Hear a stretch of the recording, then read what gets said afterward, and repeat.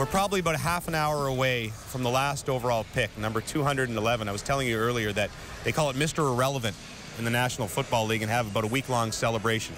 We prefer to call it Mr. Longshot. Chicago will have that pick. We have the Mr. Longshot 211 sweater ready. Nick Ebert is next to me. He was Mr. Longshot last year, taken last overall by the Stanley Cup champion Los Angeles Kings. Take me back to that day. So you watched the 2012 draft from your home in Livingston, which is, what, 15 minutes from here. Describe the experience as round after round goes by.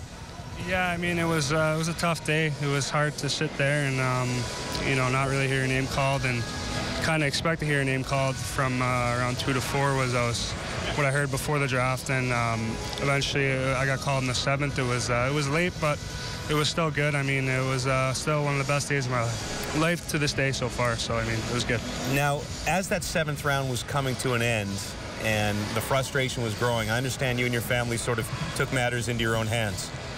Yeah, I mean, by that time I just left it up to God and just started praying, and I know I was. You went fortunate. down to the basement and no, left the TV, or no? I went in the other room with my father, and we prayed for a bit, and I think God answered my prayers there.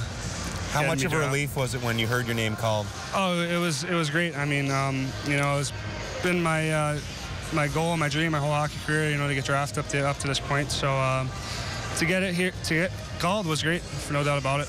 You've played 3 seasons in Windsor and are now going back to a 4th after you go to the Kings training camp for the 2nd time. So what is your goal for next season? How close are you?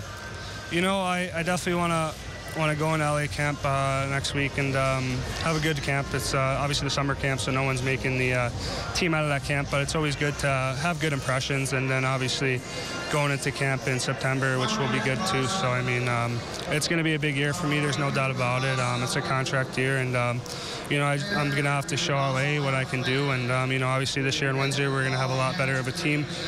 Unlike the past 2 years, we have kind of struggled a bit, so it's going to be nice, there's no doubt about it. What advice do you have for the kid who's picked last this year at 211? I mean, it's not easy, but it's something that you're going to have to deal with, and a lot of people are counting you out, and not a lot of people are expecting you to make it. So it's something that has to have a fire inside you, and it's always got to burn, and you always got to make sure to put it all on the line there, because nothing's ever going to be given to you. There's no doubt about it. Well, 9 guys have made it who have been picked last overall. Let's hope you're the 10th. When we say Mr. Longshot, we say it with the utmost respect. You get drafted into the National Hockey League, it's an accomplishment, and we hope to see you with the LA Kings someday soon. Yeah, thanks. I appreciate it. That's Nick Ebert, Mr. Longshot from last year in the National Hockey League.